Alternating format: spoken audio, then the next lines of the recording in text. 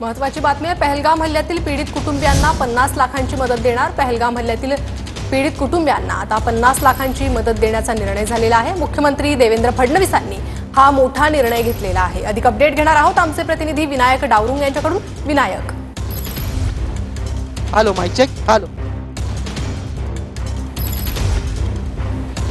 पहलगाम हल्ल्यातील जे मृत पावलेले आहेत त्यांना श्रद्धांजली जी आहे ते मंत्रिमंडळामध्ये वाहण्यात आलेली आहे आणि मंत्रिमंडळाने जो आहे तो घेतलेला आपल्याला पाहायला मिळतोय। 50 लाखाची घोषणा जी आहे ती कुटुंबियांसाठी, मृत कुटुंबियांसाठी करण्यात आलेली आपल्याला पाहायला मिळते आणि त्याचप्रमाणे जे कुटुंबियांचे शिक्षण आणि रोजगाराची जबाबदारी जी आहे ती राज्य सरकार घेणार आहे।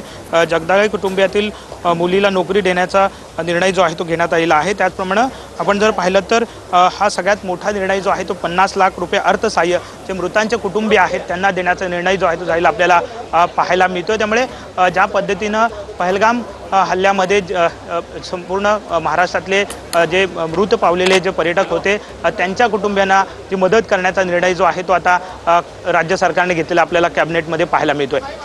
नक्कीच विनायक, धन्यवाद या सविस्तर माहितीसाठी। तर मंत्रिमंडळाच्या बैठकीत हा महत्त्वाचा निर्णय घेण्यात आलेला आहे। मुख्यमंत्री देवेंद्र फडणवीसांनी हा मोठा निर्णय घेतलाय।